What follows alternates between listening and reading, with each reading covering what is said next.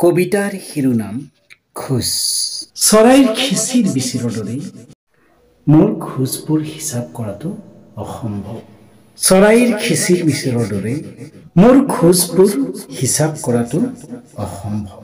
এজোপাই গছ অথচ ওপৰা ওপৰি শিপাবোৰৰ মাজত প্ৰতিযোগিতাৰ যেন অলেখ লেখেই নাই।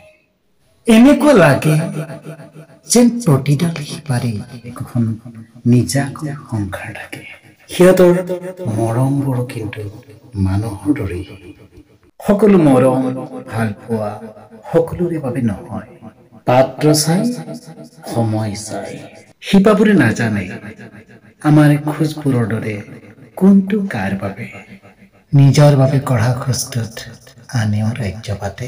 ঠিক গছৰ পাতৰ দৰে চলিয়াই ধৰা ৰঘুমলাৰ দৰে খোজ কাঢ়ি কাঢ়ি ভাগৰি নপৰা খোজবোৰ ৰেলৰ চকাৰ দৰে নিজৰ ওপৰত কেৱল জীৱনটো কঢ়িয়াই লৈ ফুৰে। নিজা পৰিমিতি নাই বাবে জীৱনৰ সন্মুখত ইহঁতৰ কোনো দৰদাম নচলে। জীৱনে চলিব দিলে ই চলে, নহলে ৰৈ যায়। আচলতে খোজবোৰৰ জন্ম হয়।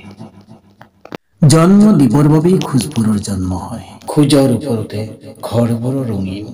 কৰবাত জুপুৰি, কৰবাত অট্টালিকা। এক ঐশ্বৰিক অৱগাহন সকলোৰে খোজবোৰ। গাণিতিক বিচাৰ চলে। আচলতে খোজবোৰ কাৰ?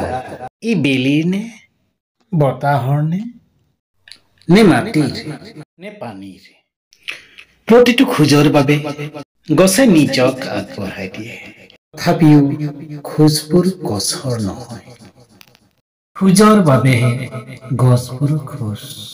সেইবাবেই কৈছো আমি খোজবোৰ যিমানেই খৰখেদাকৈ নিদিও কিয় আমাৰ প্ৰতিটো খোজত তেজৰ দৌৰ চলে। সেই তেজৰ দৌৰ অকল আমাৰ আই পিতাইৰে নহয়। আচলতে খোজবোৰ কাৰোৰে নহয়। খোজবোৰ হেৰাই গৈ থাকে বাবে খোজে খোজবোৰৰ জন্ম দিয়ে। ধন্যবাদ।